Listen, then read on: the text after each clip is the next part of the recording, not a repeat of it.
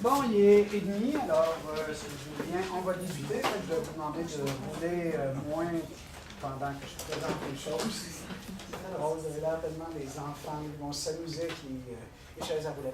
En tout cas, je suis content qu'on ait une classe technologique. J'apprécie que vous soyez bien ici. J'espère que c'est confortable. Alors, mon nom est Christian Véronneau. Peut-être certains d'entre vous me connaissent. J'ai donné longtemps des ateliers à la Civic. Ça fait une couple d'années que je n'étais pas venu. Mais là, je reviens en force avec deux ateliers parmi mes... je vais dire, mes préférés, c'est peut-être drôlement présenté. Ce matin, je donnais sur l'adolescence parce qu'évidemment, je suis enseignant au secondaire, enseignant de secondaire 2, 3 et 5. Donc je vois beaucoup d'adolescence se déployer à travers les années. Et aussi parce que j'ai été à l'école et que je vois encore à l'école de l'intimidation. Je me souviens, j'ai voulu assister à une formation sur l'intimidation. Et le directeur de mon école a refusé, disant qu'intimidation à l'école, ça devait être géré par la psychologue.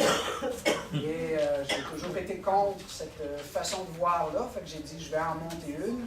Moi, je suis biologiste de formation, alors j'ai l'habitude d'aller fouiller un peu qu'est-ce qui explique dans la nature humaine, dans la science, comment on peut mieux comprendre et mieux intervenir. Parce que peut-être vous avez été intimidé. Moi, j'ai été intimidé quand j'étais plus jeune. Ça tient à toutes sortes de standards et de circonstances, mais l'intimidation, c'est vieux comme le monde, c'est intemporel, ça va continuer. Ça paraît plus maintenant, je vais vous expliquer pourquoi.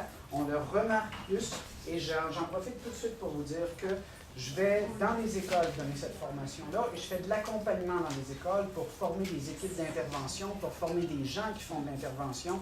J'ai des contrats dans le coin de l'Abitibi, dans les Laurentides, où je vais sur place rencontrer les équipes, les gens qui forment des équipes, qui rencontrent des intimidateurs, des intimidés, qui savent mieux quoi leur dire. Je pense que ça prend des gens de cœur au départ. Il faut avoir une idée un peu vers quoi on oriente. Moi, on va fermer, là, je pense que... De toute façon, il reste plus beaucoup de place, mais des gens peut-être se joindront à nous. Je voulais être sûr que tout le monde avait signé la feuille. En tout cas, si ce n'est pas fait... Et les derniers qui la signent, vous le mettrez sur la table. Justement, j'ai mes cartes d'affaires. Si c'est intéressant pour vous de penser que je peux former vos collègues, que je peux aller plus loin, parce que là, je présente en gros la façon d'intervenir. Je décris beaucoup d'où ça vient, comment ça se passe, mais pour la façon d'intervenir, je garde, si vous voulez, les techniques d'intervention plus poussées pour quand je vais dans les écoles, pour former du personnel. Alors, si ça vous intéresse, vous me contacterez. J'en fais déjà et j'aime en faire. Pour moi, c'est un problème qui se règle une personne à la fois, un humain à la fois. Là, on va tamiser les lumières, on va quand même se créer une petite intimité. Dangereux. Ouais. Ah ouais, il y en a qui roulaient allègrement ce matin quand j'ai fermé les lumières. Donc, je vais repousser un peu ces chaises-là.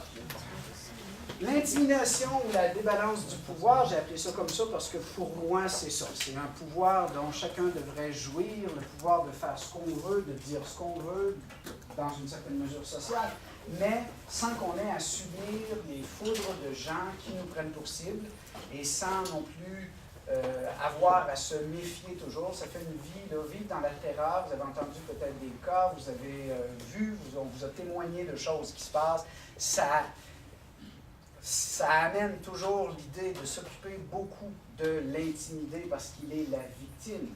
Mais la première chose que je vais vous dire, c'est que les intimidateurs sont des gens plus malheureux que ne le sera jamais aucune victime. Les intimidateurs sont fondamentalement des gens malheureux, des gens mal dans leur peau, dans quelque chose qui ne se soignera pas légèrement et qui ne se soignera pas non plus par le côté coercitif des règlements scolaires. On ne changera pas un intimidateur en étant méchant avec, en lui tapant sur les doigts, il n'y comprend rien. Donc, il faut intervenir sur ses blessures et le guérir de ça, parce que c'est des gens mal dans leur peau, malheureux fondamentalement. Alors, je dis ça d'entrée de jeu parce que souvent, ça m'a ému les premières fois quand je rencontrais des groupes d'enseignants. Mettons, dans une école, il y a 200 enseignants. Puis là, la directrice me disait, bon, le matin, tu présentes ça, puis l'après-midi, on va commencer à former des équipes. Alors, à la fin de l'avant-midi, je dis, bon, bien, ceux qui veulent rencontrer, ceux qui se sentent prêts à intervenir auprès d'intimidés, vous viendrez à tel local, à telle heure, puis je vais jaser, mettons, une demi-heure avec vous, je repasserai après vous laisser travailler tout seul. Puis ceux qui veulent s'adresser à des intimidateurs, vous viendrez à tel autre local, à telle heure. C'était la première fois que je faisais ça. Alors, je vais être dans la classe où il y a 7, 8, 10 profs peut-être qui voulaient s'occuper des intimidés. Là, je comprends que c'est dans la nature humaine d'aider des gens qu'on considère faibles, fragiles, vulnérables, blessés. Et je suis arrivé dans l'autre classe, il y avait plus de monde encore. Ça m'a fait du bien. J'ai senti qu'il y a beaucoup de gens de cœur qui veulent aider des gens malheureux, qui sont des intimidateurs par recours improbable, inefficace, ça ne règle rien. Mais comme quelqu'un qui va prendre de la drogue, on pense qu'augmenter la dose va faire plus d'effet. Ce n'est pas un médicament d'être un intimidateur, mais c'est le signe de malade. Alors, c'est la première chose aussi que je veux amener. On ne peut pas combattre ce qu'on ne comprend pas. Les grands penseurs disent ça de plusieurs sujets, mais je pense que c'est particulièrement vrai dans le cas de l'intimidation. Si on ne sait pas d'où ça vient, d'où ça part, comment c'est né, on ne sait pas par quel bout prendre ça. S'asseoir à côté de quelqu'un qui va être baveux, agressif et qui qu'on considère presque comme un rival, ça peut être agressant si on ne se prépare pas à ça. Mais c'est des gens qui sont beaucoup en façade et il faut aller gratter plus loin. Alors, donc, la présentation. Je vais vous expliquer le contexte qui est l'origine particulière, le contexte d'intimidation tel qu'on le connaît, l'origine de la violence, parce que c'est à partir de là que c'est mal saisi, mal présenté et que ça dure. Et si on ne le règle pas au secondaire, là, un intimidateur au secondaire va devenir un conjoint intimidateur, une conjointe intimidatrice. J'ai déjà donné de la formation, là, puis les gens se sont mis à pleurer parce qu'ils se reconnaissaient dans le portrait que je traçais des intimidateurs. Ça atteint les adultes, et ça fait des adultes qui sont tout croches et qui, à travers leurs relations sociales, vont montrer ça. On va parler de la société des filles, de la société des garçons, parce que l'intimidation, ça ne prend pas la même forme chez les filles et les garçons. N'importe qui était sur le terrain, qui l'a vu, peut constater. La cyberintimidation, par exemple, c'est une affaire de filles. Les garçons ne voient pas la chose de la même manière. Qui sont les intimidateurs? Qui sont les intimidés? On va passer vite sur les couples adolescents parce qu'on dit qu'un couple sur 4 chez les adolescents amène une intimidation qui a une base qui est sur la libido très forte des garçons généralement versus un besoin autre chez les filles. Et on va voir à 8 l'intervention. C'est la partie que j'ai coupée parce que je peux faire des heures de plus, mais là, 2 heures, on va de toute façon passer l'essentiel. Une fois que vous aurez compris tout ça, vous ne verrez plus l'intimidation de la même façon. J'espère que vous allez avoir avec, pas un sourire de c'est drôle, mais un sourire de ah, il y a de l'espoir. Moi, ce serait ce que je souhaite le plus, que vous partiez d'ici avec l'idée qu'il y a de l'espoir. Ça se règle, une personne à la fois, ça prend des gens de cœur pour régler ça, et ça prend des gens qui vont être comme vous, des gens ordinaires. Pas besoin d'avoir un diplôme, c'est besoin d'avoir un cœur, d'avoir besoin de se projeter dans une situation de rémédiation. On vient en relation d'aide à quelqu'un. Et donc, on va de toute façon voir tous les détails. Là, je reviens souvent sur ça. On est le fruit de plus encore que 7 millions d'années d'évolution, de comportements renforcés. Et il y a 7 millions d'années, chez les Australopithèques, qui n'étaient pas encore des humains, il y avait de l'intimidation. Parce que l'intimidation, c'est un moyen de gagner de l'avancement, c'est un moyen de gagner des privilèges, c'est un moyen de défouler son malaise à soi, c'est un moyen de combler peut-être un vide dans sa vie, et c'est là depuis que le monde est monde, et il y en aura toujours. Fait qu'on ne peut pas dire, je me souviens, ça m'a choqué, mais maintenant j'ai appris à le gérer avec un certain recul. Il y a un congrès de l'Association des enseignants, c'est laquelle? L'Association québécoise des enseignants du primaire, vous connaissez peut-être? Je leur ai dit, je donnais des ateliers, on m'a envoyé donc un formulaire de proposition, j'ai envoyé 5 propositions, celle-là entre autres. Première fois que je l'ai donnée, j'ai eu droit à une ovation debout des professeurs qui enfin disaient, on va savoir quoi faire. À la CEP, on m'a dit, vous savez, M. Véronneau, l'intimidation, c'était pas mal à la mode les années passées. Mais là, cette année, on a pris plutôt votre présentation sur le stress, parce que le stress, c'est comme le nouveau problème. Là, vous voulez me dire que l'intimidation, pour vous, c'est réglé. Non, mais c'est moi qui choisissais les ateliers, puis, en tout cas, l'intimidation, tu sais, il y a peut-être 2 ans, on aurait pris ça. Mais là, non, là, c'est passé. C'est un peu comme le décrochage. Tu sais, c'est disparu mystérieusement, il faut croire.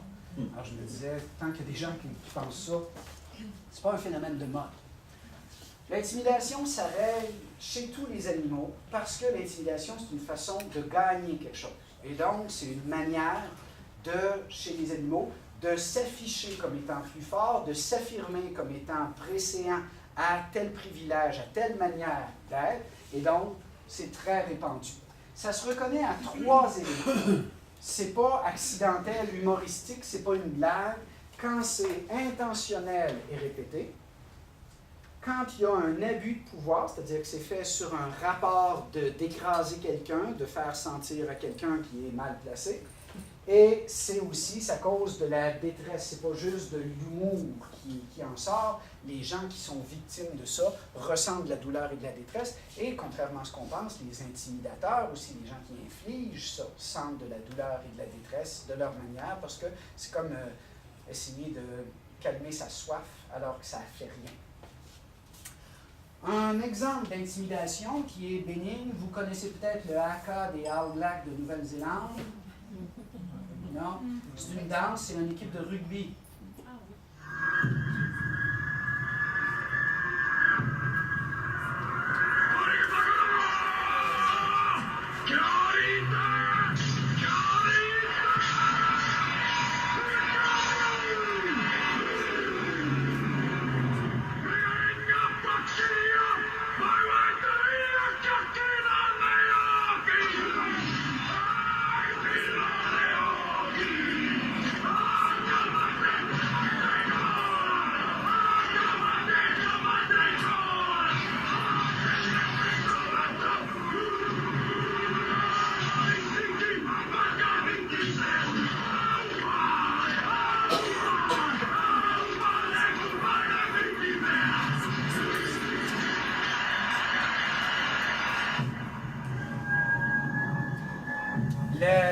L'équipe de Nouvelle-Zélande, les All Blacks, sont reconnus comme une équipe émergente dans ces années-là. Ils ont commencé à faire ça. C'est une danse qui remonte à leurs ancêtres néo-zélandais, qui vont être donc des indigènes comme on les conçoit, mais qui avaient souvent à se battre contre d'autres et qui avaient cette danse-là qui dit en gros, on est grand, on est fort, on va être capable de vous réduire en poussière. Dans le sport comme le rugby, ça prend une connotation un peu rigolote. C'était un spectacle, les foules apprécient beaucoup, la foule apprécie beaucoup et ça leur est demandé, fait qu'ils le font maintenant partout. Et ils voulaient au départ intimider leurs adversaires. Leur faire peur, c'est un peu la guerre psychologique. Par contre, maintenant, c'est plus un spectacle qui est donné, ça a perdu l'intention. Mais vous voyez, ça, c'est de l'intimidation, mais c'est de l'intimidation raisonnable, acceptable, dans la mesure où elle est faite dans un contexte sportif où une équipe cherche à influencer une autre équipe. Il n'y a pas personne dans ça qui va être une victime, qui va quitter le terrain en pleurant, en disant « ils sont manqués de moi ». En tout cas, j'espère. Peut-être.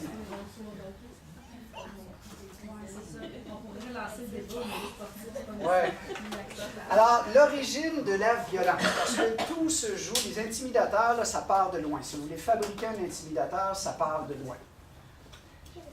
Dans un miroir, un bébé jusqu'à l'âge de 18 mois va y voir son meilleur ami. Chez le bébé, qui est très primaire dans ses relations, il dit, il est habillé comme moi. Toutes les fois que je viens ici, il est là. J'envoie la main, il m'envoie la main. Je souris, il sourit. Si le bébé avait ce vocabulaire-là, il dirait c'est mon âme sœur. Et effectivement, c'est un phénomène psychologique où il n'est pas encore rendu à faire la distinction. À 18 mois, son cerveau va se mettre à le reconnaître. Là, il va être capable de concevoir que c'est lui. Avant, il n'était pas assez mature pour ça. Donc, à 18 ans, c'est le début d'une étape fondamentale. 18 mois. À 18 ans, c'est autre chose. Merci de me rattraper. Mais c'est rare qu'à 18 ans, quelqu'un va s'asseoir face à un miroir, malgré que peut-être, je ne sais pas. Donc, c'est le début de ce qu'on appelle en psychologie la conscience de soi. La conscience de soi, c'est une des premières étapes, des grandes étapes importantes de développement d'un individu. Vous allez avoir la conscience de soi à 18 mois. Vous avez un peu plus loin la règle d'acceptation des autres, parce qu'à partir du moment où on prend conscience de soi, on prend conscience des autres. La conscience des autres nous amène à un autre niveau qui est la socialisation. Et la socialisation va mener à une vie plus tard qui est correcte.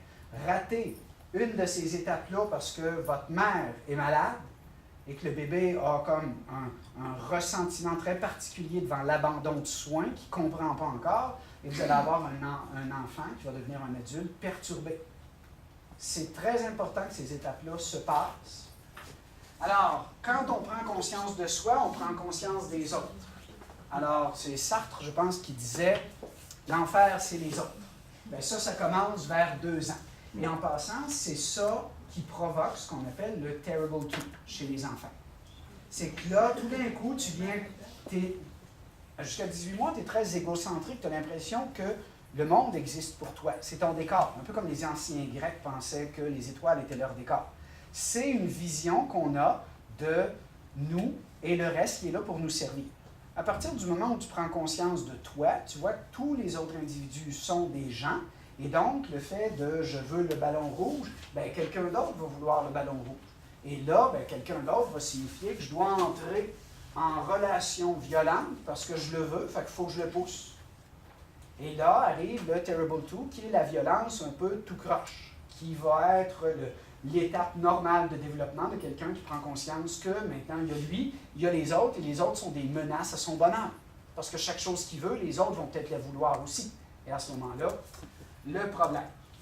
Théoriquement, donc c'est ça, l'enfer, c'est les autres, comme je vous le disais. Donc, bien géré, ça c'est par les parents. Bien géré, ça va être maîtrisé et apprivoisé.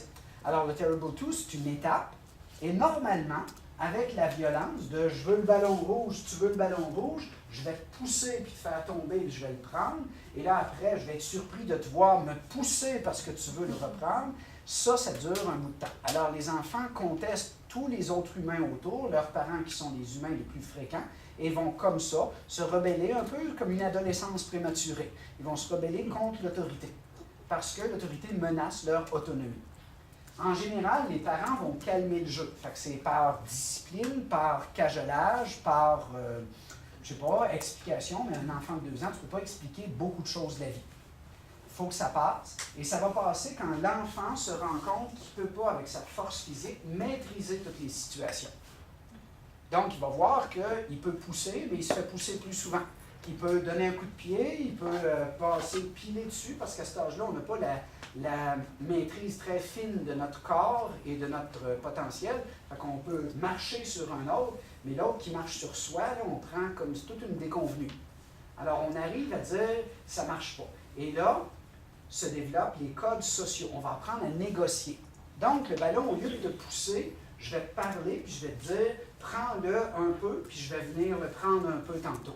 Et si je me sens plus fort, je vais le prendre un peu, puis après, je vais te le passer un peu. Et la négociation, ça amène la socialisation. Si c'est mal géré, vous êtes déjà socialement défectueux et vous avez de la misère dans cette négociation-là. Donc, l'origine du pouvoir de « je suis plus fort, plus grand, plus costaud » va prendre le dessus. Fait que si vous ne faites pas l'étape de socialisation parce que dans votre famille, ce n'est pas rattrapé, vous allez avoir des problèmes toute votre vie. Le rattrapage, c'est l'éducation normale. Mais comme je le disais ce matin, on a des problèmes d'attachement beaucoup dans la société. Je parlais ce matin de la DPJ qui a, en 2010, sonné les clairons, disant on a 70 000 signalements, nouveau record, impression que la société québécoise est en problème, puis c'est probablement partout comme ça. Là. On n'est pas particulier au Québec dans ça. Et en 2011, ben, les chiffres ont monté encore, puis en 2012, les chiffres ont monté encore, et là, de plus en plus, on s'aperçoit que c'est un phénomène qui prend de l'ampleur parce qu'il y a plus de signalements. Pas parce qu'il y a plus de cas, mais il y a plus de signalements, on est plus allumé à repérer et à appeler. 70 000 signalements, ça amène à peu près 30 000 interventions, et les interventions légères, ou celles avec suivi, retrait d'un enfant, ça s'explique aussi parce qu'on est dans une société qui est désagrégée par perte de grandes valeurs rassembleuses, qui sont la religion, la politique, l'économie, le gouvernement, la démocratie en général. Tout ça, c'est en perte de vitesse. Et là, ce qu'on remarque, c'est beaucoup le côté financier qui prend le dessus. Donc, on a des familles où les 2 parents travaillent et on se trouve avec beaucoup d'enfants qui sont négligés, dont les enseignants deviennent presque les gardiens. Et ça, la négligence, c'est vu par la DPJ comme l'élément le plus surprenant, le plus étonnant et le plus envahissant. C'est-à-dire que le plus grand nombre de signalements qui est fait, tient à ça, la négligence. Et la négligence, c'est la négligence de soins, la négligence d'habillement, la négligence de nourriture, la négligence d'aide aux devoirs, la négligence de toutes sortes. Mais la négligence, ça peut partir très tôt dans la vie où on n'apprend pas à un enfant, parce que c'est facile de s'en laver les mains et de dire « Oh non, c'est un jeune, ça va passer tout seul ». Mais si on n'apprend pas à maîtriser, ça va devenir son langage de communication, sa manière de gérer le pouvoir. Et donc, mal géré, ça va donner un individu potentiellement violent s'il sent qu'il y a une facilité dans ce rapport-là de violence avec les autres, ça émerge déjà. Ça ne va pas nécessairement être un intimidateur, ça peut être juste une personne violente, mais ça va être quelqu'un qui va réaliser le pouvoir d'être violent, c'est-à-dire le pouvoir où tu n'as pas à faire un geste, mais que tu as quelque chose dans tes yeux, dans ton visage, qui va exprimer ça. Alors, ça part beaucoup d'une éducation négligée. Si on regarde maintenant comment ça se traduit chez les filles. À 8 ans, les filles vont, les gars aussi, à 8 ans, on est en 3e année, on subit une autre étape psychologique importante qui s'appelle le code d'individu. On va choisir quel modèle on va avoir dans notre sexe, dans notre genre. Donc, les filles choisissent un modèle de femme, se font une idée d'à quoi elles vont ressembler plus tard et donc ont comme une destination à atteindre parce qu'à 8 ans, les hormones commencent à augmenter. Les hormones configurent le cerveau. Ça s'est joué beaucoup dans le ventre de la mère. La deuxième dose arrive entre 8 et 12 ans. Fait qu'à 8 ans jusqu'à 12 ans, la dose chez les filles d'estrogène va augmenter de 500 %. On se prépare à l'adolescence. Et donc, dans ça, à 8 ans, le code d'individu dit, avant que tu te rendes vers ça, on va te fixer un but. Avant que les hormones prennent leur place, on va te fixer à quoi elles vont te servir.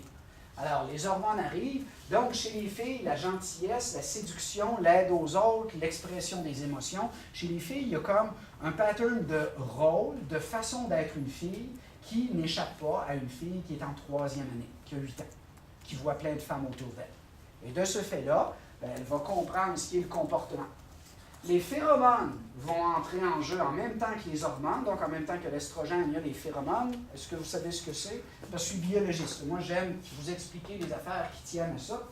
Quand vous transpirez, il sort de la sueur, puis c'est pratiquement 24 heures par jour, de votre peau.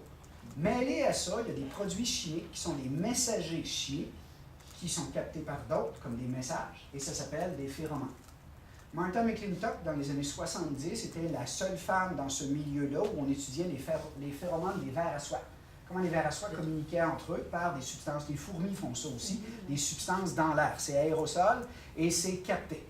Alors, dans les années 70, on n'en connaissait pas grand-chose. C'est elle qui a fait la célèbre expérience de faire porter à des consoeurs. Elle étudiait en counseling, pharmacie, quelque chose comme ça, dans un dortoir. Donc, il y a des chambres tout le long d'un corridor. Elle a demandé à toutes ses amies de porter une boule de coton sous les aisselles et elle a distillé, extrait de ça, purifié une substance qu'elle a appelée phéromone.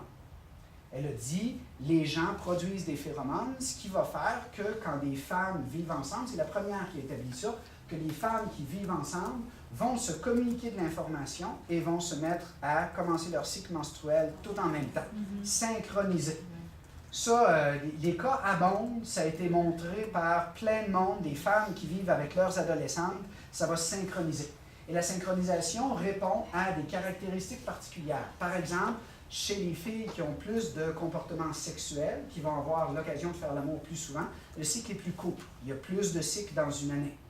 Et toutes les femmes autour vont s'ajuster toujours au cycle le plus court dans le but d'avoir le plus d'ovulation possible de l'ensemble des femmes. C'est un processus évolutionnel qui est fait pour favoriser ça. Et les femmes vont avoir cette communication-là. On dit les femmes parce que les enfants saisissent bien les phéromones, les animaux saisissent bien les phéromones, les femmes saisissent relativement bien les phéromones et les hommes ont plus de misère. C'est que la société des femmes pendant des millions d'années était une société proche où ça aidait, ça complétait le message. La société des hommes était une situation où ils étaient éloignés et donc communiquer comme ça ne servait pas grand-chose. On a un organe, les phéromones, là, ce n'est pas quelque chose que vous sentez, ça n'a pas d'odeur. Ça rentre par des trous qui sont à la base des narines, qui s'appelle l'organe de Jacobson, c'est placé là. Et il y a un nerf particulier qui part de là et qui s'en va à l'hypothalamus. Vous ressentez ça comme sensation. Bien-être, mal-être, malaise, peu importe. Il y a eu des tests de T-shirt, lequel vous préférez, puis les femmes ne sont pas capables de se rendre compte de pourquoi, mais le T-shirt qu'elles ont choisi correspond à celui d'un homme qui l'a porté pendant 12 heures, comme c'était le cas de tous les T-shirts, mais complémentarité génétique et caractéristiques autres que son inconscient classe comme bon candidat. Et donc, sur les 8 T-shirts qu'elle a vus, entrez. La feuille, où est-elle? Est-ce que tout le monde a signé? Ah, elle est là. Bravo. Alors, donc, les phéromones influencent, pour vous donner une idée là, des expériences et comment c'est spectaculaire. Martha McClintock a basé sa vie là-dessus. Parce que les premières fois où elle a participé là, à une expérience traumatisante, elle était dans un congrès, elle faisait de la recherche et son chef de recherche, qui est un chercheur très connu sur les vers à soie, l'a amenée à un gros colloque. Elle était la seule femme sur peut-être une centaine de grands spécialistes. Et dans un groupe de discussion, on évoque les vers à soie, puis elle dit « Moi, j'ai cru remarquer que les humains se comportent un peu comme ça aussi. » Et là, on s'est tellement moqué d'elle qu'elle est partie en larmes. Et le professeur avec lequel elle travaillait lui a dit « Tu ne devrais pas te laisser abattre. Au contraire, tu as une présomption, tu vas faire une étude scientifique et tu vas prouver ton point. Parce que je pense que tu as raison, mais le public, la communauté n'est pas prête à faire ça. » Alors, elle a fait une série d'expériences, donc elle a demandé l'aide de toutes les filles de son dortoir qui ont répondu en masse. Et elle a, après ça, fait des expériences. Elle est devenue professeure titulaire, je pense que c'était à l'Université de Chicago. Elle a fait des expériences. Mettons, elle louait une salle comme un auditorium. Il y a 200 sièges. Elle invite une centaine de filles, disant c'est une conférence, c'est un film que je vous présente. Et elle a ses assistantes. Elle vaporise des phéromones féminines sur une centaine de sièges au hasard et qui sont marqués sur un schéma. Elle fait rentrer une centaine de femmes. Et les femmes se placent où elles veulent. Elle remarque que 80% des femmes se placent sur des sièges qui ont été non vaporisés. Que les phéromones de femmes n'attirent pas les femmes. Et elle fait venir après ça une centaine d'hommes, et au contraire, 80% des hommes vont s'asseoir sur les sièges qui ont été vaporisés. Et elle le fait après avec des phéromones mâles, puis fait venir les femmes, et là, c'est toujours autour de 80, 85, les maximums jusqu'à 88. Si c'était 55, c'est du hasard. 80, c'est pas du hasard. Alors, les expériences ont été nombreuses pour démontrer ça. On a, en 2000, découvert l'organe de Jacobson dont je vous parlais. Donc, c'est une découverte récente. 30 ans plus tard, on trouve la place d'où c'est capté. Ça va directement à l'hypothalamus. C'est capté comme une sensation, une émotion. Donc, les filles, Martha McClintock, quand elle a atteint une certaine célébrité, on lui a dit « Oui, mais à quoi ça sert, les phéromones? » Bien, ça sert à communiquer, ça sert à raccourcir les cycles menstruels, ça sert à mettre les filles comme tout égal. « Oui, mais qu'est-ce que vous voulez dire, les filles tout égales? » Là, elle a commencé les explications évolutives. Imaginez que vous avez 10 femmes et qu'il y a 10 hommes en contrepartie dans un clan, qui était la forme de vie là, pendant longtemps dans nos millions d'années, pendant probablement 99% de notre temps sur Terre. Alors là, les hommes vont à la chasse, fait qu'il y a 10 femmes toujours, mais il revient 9 hommes, 8 hommes. Donc les hommes vont choisir, et là les hommes choisissent en général les femelles, mais toutes les femelles veulent le mâle alpha, l'homme qui se distingue le plus parmi les autres. Donc, les femmes veulent toutes un enfant du mâle alpha, et les femmes veulent toutes que le mâle alpha leur appartienne à elles. Donc, les phéromones, c'est comme mettre les autos de course sur une ligne de départ. Ça synchronise tout leur cycle menstruel. Elles vont toutes être fertiles pendant le même temps. Elles vont toutes ovuler en même temps et vont avoir leur menstruation en même temps. Parce que si vous êtes une femme ambitieuse qui veut le mâle alpha pour elle, vous devez le surveiller tout le temps parce que si les cycles sont tout croche et n'importe comment, les femmes ont des périodes fertiles à différents moments. Fait que 10 femmes vont tourner autour et une va, ben mettons 9 vont tourner autour, une va les surveiller, mais c'est bien de la surveillance qui est... Alors elle dit, le côté évolutif, c'est bien qu'il y ait un couple pour élever les enfants, donc qu'il y ait une solidité de relation, fait qu'à ce moment-là, on va donner une gagnante. Alors, si on les fait toutes partir sur la ligne de départ, qu'elles ovulent toutes en même temps, qu'elles ont toutes leur période de fertilité en même temps, la femme qui va emporter le mâle alpha, j'en parle comme si c'était un prix, le mâle alpha va être remporté et va être fidèle parce que les autres femmes ne seront pas en ovulation quand le reste du temps. Elle va être en ovulation en même temps qu'il y a, oui, mais cette conjointe-là qui a maintenant sa place. Fait que ça aidait évolutivement à former les couples. Comme les filles captent les phéromones, les filles vont faire, Martha McClintock le décrivait comme ça crée entre les filles de la jalousie et de la compétition parce qu'on veut le même mâle. Alors, chercher à séparer deux filles, une des bonnes façons de le faire, c'est introduire un gars dans le mélange. Parce qu'il va y avoir cette compétition-là. Les cas classiques, là, il y a Odd Girl Out. Si vous connaissez peut-être le film, Odd Girl, ça veut dire la fille bizarre qui est mise de côté. Odd Girl Out, c'est le nom au départ d'un travail de doctorat qui a été fait par une chercheuse en psychologie qui a passé une année. À chaque jour, elle allait dans une école secondaire et parlait à des filles de 12, 13, 14, 15 ans, l'âge où ça se fait le plus, et sortait le comportement type. Elle racontait, je l'ai entendu en entrevue à la radio, elle disait, bon, ben, je suis une fille qui raconte ça. J'étais avec ma meilleure amie. On est vraiment là comme ça, des grandes amies, une fille de 13 ans qui parle. Puis elle dit, on est arrivé un jour à l'Abreuvoir, fait qu'elle boit, moi je bois, puis on est en train de jaser. Tout d'un coup, je suis en train de boire, puis là, il y a le gars qui arrive, le gars. Puis là, mon amie, elle, est partie plus loin, je sais où la rejoindre, je suis en train de boire, il arrive, il s'en vient à l'Abreuvoir, tu sais, la vie est bonne des fois pour ça. Alors elle arrive, c'est mon rêve, je vais lui parler, on commence à jaser. Mon amie, s'inquiétant que je ne revienne pas, revient. Elle est plus grande, plus blonde, plus, tu sais, la salope.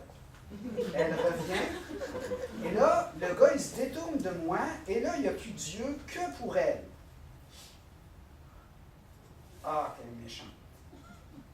Alors là, je lui dis pas, je suis fâché. Je lui dis pas, tu m'as volé. Tu m'as volé ce gars-là.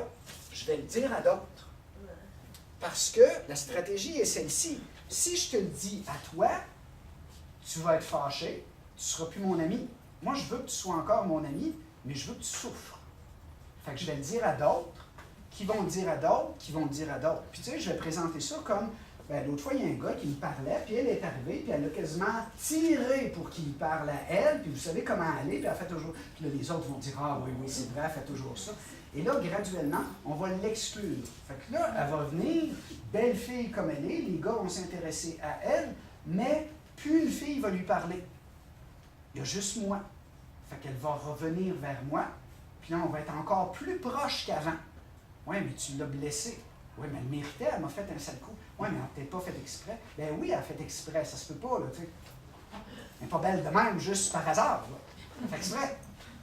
Alors, chez les filles, la dynamique est beaucoup en jalousie, en compétition, et ça va être féroce. L'estime de soi chez les filles, c'est beaucoup sur l'apparence, et donc n'importe quel détail d'apparence. Alors, la violence des filles, comme je vous l'expliquais, elle est complexe, elle est par en dessous, elle est verbale ou non, elle est cachée. Et on dit des filles, on dit des hommes qui sont violents, on dit des filles qu'elles sont cruelles. Ça fait drôle, ça fait quasiment peur, toutes les filles de... Ouais, on est cruelles. Et il semble vrai, je ne suis pas une fille, je ne le sais pas, mais on dit que les filles blessent le plus les gens qui sont les plus proches, c'est-à-dire que la proximité de lien sert de point faible, de point vulnérable chez l'autre. Et les filles vont blesser le plus. Fait que souvent, les cas d'intimidation, ça va être ta meilleure amie qui se vire contre toi tout d'un coup pour une raison que tu ne saisis pas.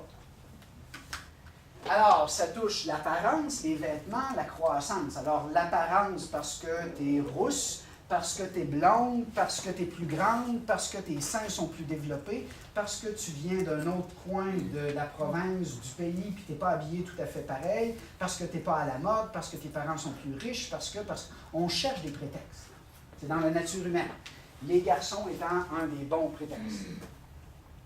Et les différences, quelles qu'elles soient. Donc là, j'ai mis un cas extrême, ça n'a pas besoin d'être ça, il s'agit juste d'être la nouvelle personne, puis les filles vont l'examiner sous toutes ses coutures pour essayer de trouver un point faible. Une fille qui n'a pas un point faible, c'est pas normal. Donc on va trouver un point faible qui est à l'inventer. Et donc, ça passe souvent par les ragots, la réputation, et surtout l'exclusion, parce que les filles sont très relationnelles. Et donc, de mettre une fille de côté, c'est une stratégie typiquement féminine. Chez les gars, ça ne se passe pas comme ça. Mais chez les filles, c'est l'isoler. La mettre de côté, personne ne lui parle. Et des filles, là, c'est assez pour les lancer en dépression. Là. Ça devient majeur. Là. Il y a des filles qui ont déménagé, puis il s'agit que le mot se passe maintenant avec Facebook. Tu as une cousine, tu as quelqu'un, un ancien voisin qui est à cette école-là. Oh, il y a une nouvelle fille qui est arrivée chez nous, elle s'appelle... Ah, ben je la connais, puis là, c'est une ci, puis c'est une ça. Et on part comme ça. Ça finit plus. Alors, pour certains, c'est comme un cercle infernal où il se tourne, peu importe où il se tourne, ça va se placer. Là, en passant, je veux aussi dédramatiser les gens qui sont intimidés ne se suicident pas.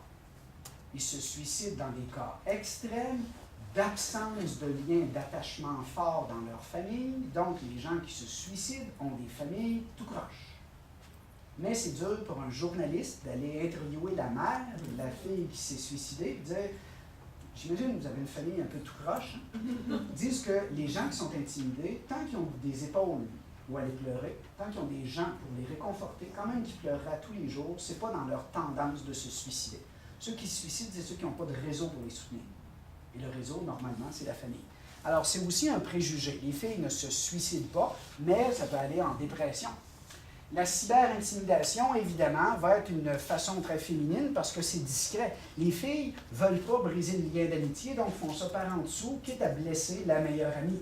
Et donc, la cyber-intimidation, c'est parfait pour ça. Et les filles, c'est pas juste celle qui écrit qui est la blonde, les deux autres sont complices aussi. Parce que même si elles n'écrivent pas, elles participent au même projet. Et ça, c'est très répandu. Maintenant, avec Facebook, puis c'est des comptes, des faux comptes qu'on va faire pour envoyer des faux messages qui viennent de n'importe où. On a vu des cas de plus en plus aux États-Unis de professeurs, d'intervenants, femmes, qui allaient intimider des élèves via des comptes Facebook au secondaire. Des femmes, souvent, c'est des histoires où la femme est amoureuse du père de la fille, mais le père ne répond pas à ses attentes. Donc, elle décide de se venger du père. Et qu'est-ce qui est plus fragile chez un père? Sa fille. Et donc, des histoires à bracadabrantes. Fait que c'est pas juste des adolescents. Un petit vidéo pour vous montrer ça. Là, je ne dis pas que vous êtes comme ça, j'ai bien dit que c'était aux États-Unis. Je suis sûr qu'il n'y aurait pas de monde comme ça au Québec. Là, vous voyez, c'est ce que j'aime des publicités qui ont été faites, c'est les mots qui tourbillonnent. C'est beaucoup le fait que c'est juste des mots, c'est pas grave. Non, ça montre comment ça vient loin, ça va loin. Et ça touche l'estime de soi, parce que tu es insécure déjà, fait que tu es une cible facile pour les critiques. Alors, c'est beaucoup dans cet esprit-là qui va donner, donc, les résultats. Toutes les filles sont sensibles à l'indifférence. En fait, je dirais, toutes les femmes sont sensibles à l'indifférence. Les femmes préfèrent les disputes que l'indifférence. Et ce qui est le plus insultant pour une femme, quel que soit son âge, c'est un conjoint avec lequel elle a un lien fort, relationnel, qui va lui tourner le dos et la quitter, même de façon momentanée. Parce que la femme prend ça comme un abandon et l'indifférence, c'est ce qu'il y a de plus cruel pour une fille. Fait que c'est vrai quand elles sont jeunes, c'est vrai plus tard, c'est une insécurité relationnelle. Les filles sont relationnelles, les femmes sont relationnelles, et l'abandon de la relation, ne serait-ce que... Puis il y a beaucoup de gars qui sont, je le disais ce matin, les gars sont plus sensibles émotionnellement. Fait que les gars aussi, quand les émotions sont fortes, perdent un peu la capacité de débattre du point et vont préférer quitter pour se ressaisir un peu. Est-ce que c'est une stratégie gagnante? Pas vraiment. Si la femme qui est en dispute se sent abandonnée, mais que tu dis « je pars parce que c'est légitime », il faudrait que ça soit mis en mots. Et les spécialistes disent qu'il faudrait que l'homme, dans le peu de mots qu'il va être capable de sortir sur un ton qui va espérer égal et pas agressif, je pars pour moi, pas contre toi, et je vais revenir. Et ça a l'air que ça apaise beaucoup. Parce que je vais revenir, ça montre l'attachement. Je donne conseil relationnel aussi. La société des garçons. Le code d'identité, la même chose à 8 ans. Le code d'identité parle de force, de maîtrise de soi, de maîtrise de ses émotions, de maîtrise de la situation, de performance, de honte. Et vous voyez, moi j'aimais ces images-là parce que ça montre les gars en... Ça va être des hommes plus tard. Bon, je vais l'enlever, là, ça devient... Évidemment, chez les gars, maturité retardée, comme je le disais ce matin, les gars font ça pour impressionner les gars, mais vont surtout faire ça pour impressionner les filles. Et à cet âge-là, à 8 ans, quand il n'y a pas encore les hormones, que son cerveau n'est pas configuré à saisir tout ça, pourquoi il se met un crapaud dans la bouche? C'est pour impressionner les filles. Mais à 8 ans, on est maladroit un peu. Mais ça fait partie de l'identité, du code d'identité de genre, où les filles sont expressives, les gars doivent, les filles sont charmantes et séduisantes. C'est dans la mentalité des gars de dire on va aller vers les filles. Mais là, comment?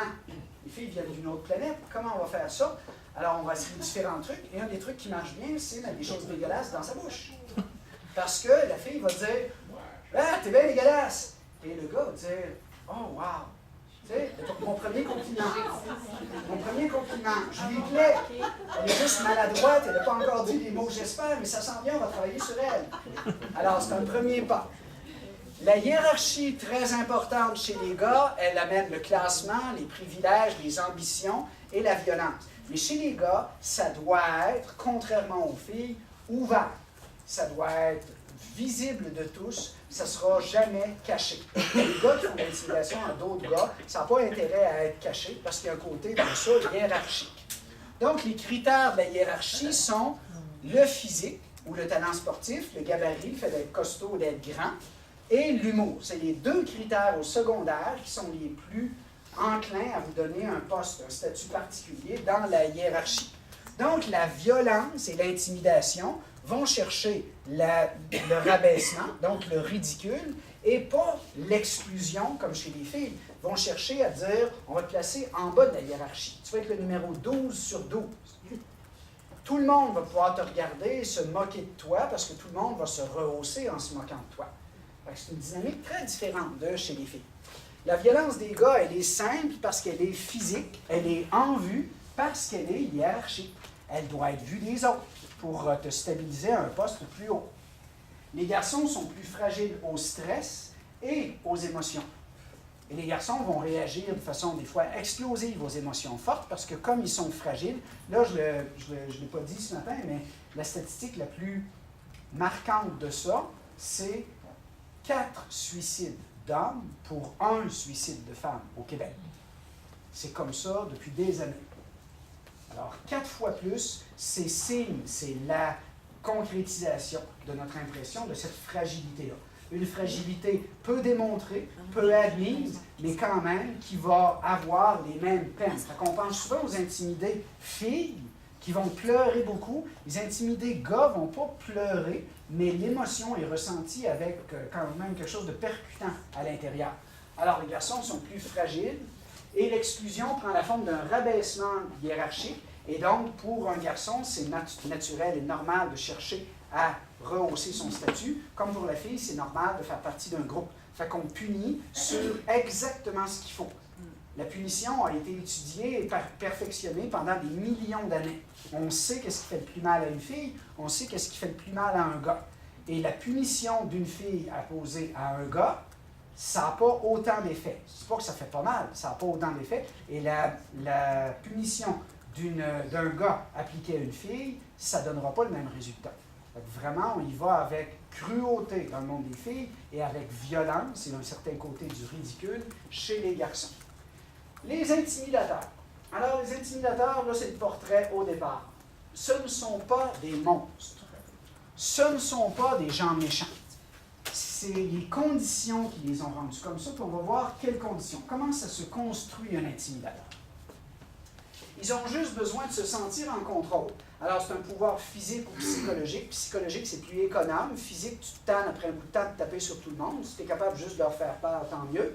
Il vient d'un manque d'assurance. C'est des gens qui ont peu de confiance en eux. c'est des gens qui manquent d'habileté sociale, ou c'est des gens qui ont un besoin, souvent par culture familiale, d'affirmer une domination, que tu es bien juste quand tu peux ridiculiser du monde. Alors, les intimidateurs, c'est souvent un bagage hérité de la petite enfance. C'est des gens qui ont des problèmes, des graves problèmes d'attachement. Alors là, on va faire une parenthèse sur l'attachement, question de vous le situer, parce que les intimidateurs, c'est à la fois ce qui explique qui ils sont, mais c'est vrai aussi chez les intimidés, et ça explique la porte par laquelle on peut entrer dans leur tête, dans leur cœur, changer leur manière.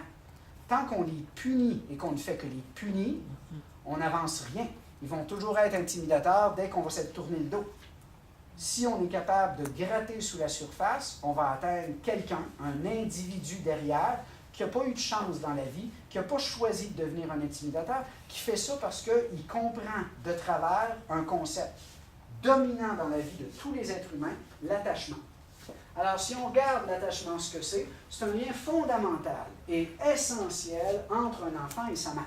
Cet attachement-là se crée, le père vient en deuxième, les frères et sœurs après ça, le chien, le chat, peu importe, le bébé s'attache à tout le monde, mais il y a un ordre dans ça, et l'importance, la mère l'a porté, il y a quelque chose de particulier. C'est rien enlevé au père, je suis moi-même père, puis c'est pas, je ne le prends pas comme ça, mais c'est un attachement plus sérieux, plus important avec la mère, et s'il ne se fait pas, c'est une vie complète de répercussions, puis c'est une vie complète, c'est pas assez pour réparer.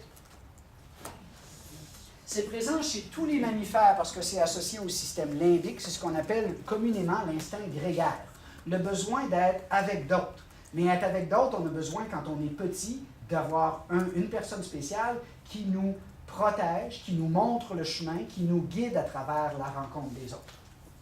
Et donc, quand on regarde comment notre cerveau est constitué, on a le cerveau reptilien qui est arrivé il y a à peu près 300 millions d'années, 200-300 millions d'années. On a par-dessus ça un cerveau qui est arrivé pour donner des émotions, donc associé plus à l'affectif, il y a environ 150 millions d'années. Et le plus récent, peut-être 80-90 millions d'années, le cerveau cognitif. Donc, on a 3 étages, l'information arrive par en bas et monte par en haut. Les gens qui sont intimidés vont se sentir dans la peur, ça bloque complètement les transmissions sociales. Vous avez des gens qui ne sont plus des élèves efficaces à partir du moment où ils ont peur. L'intimidation, ça crée beaucoup la peur. Et l'intimidation, ça part de réflexes qu'on dit reptiliens, c'est-à-dire que l'attachement, c'est un réflexe. Et si tu le vis mal, tu le reproduis mal, et c'est ça qui fait un intimidateur. C'est quelqu'un qui cherche à créer un lien dont il n'a pas profité, donc il cherche à camoufler une grave blessure psychologique et émotionnelle dans sa vie. Donc, l'attachement, ça repose sur 4 principes. Un parent qui veut vivre un attachement correct avec son enfant, là, 35% des parents ne réussissent pas à faire ces 4 choses-là de façon cohérente, régulière. 35%.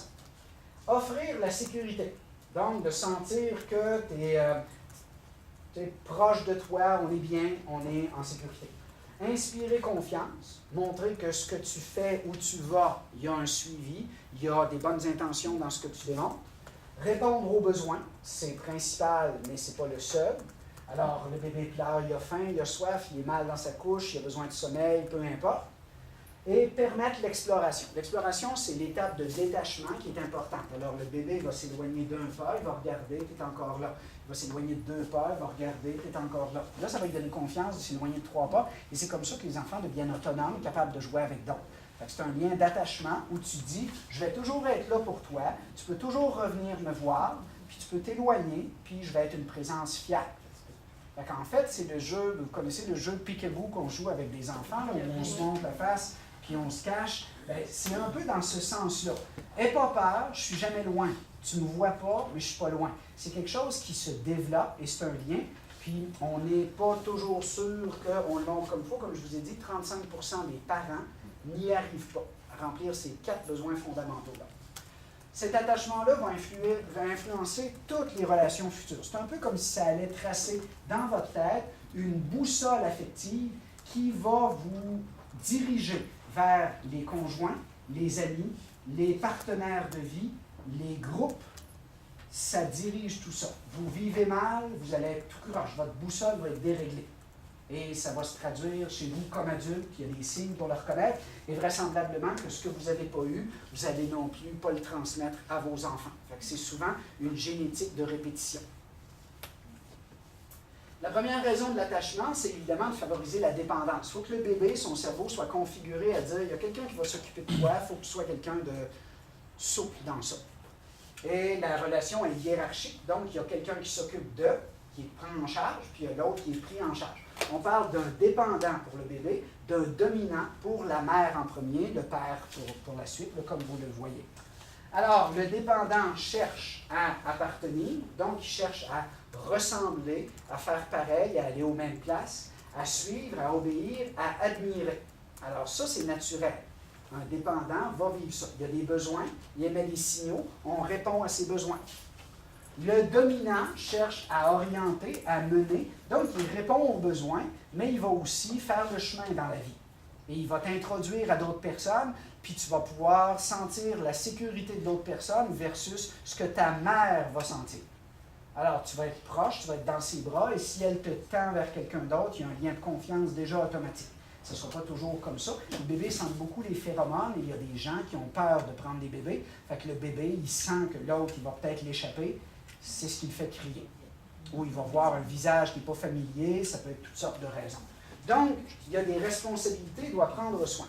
Là, on va voir tantôt que l'intimité va être